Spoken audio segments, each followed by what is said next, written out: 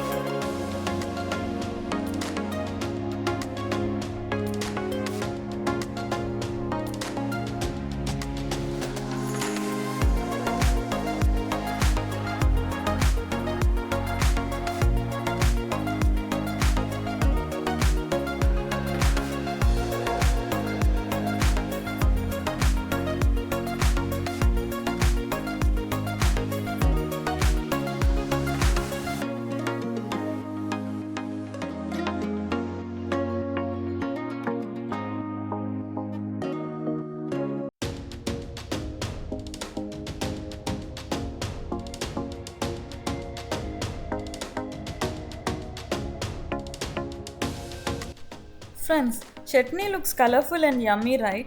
So do try this amazing and the best tomato chutney, and don't forget to like and share your valuable feedback with me in the comment section below. Thanks for watching. Bye.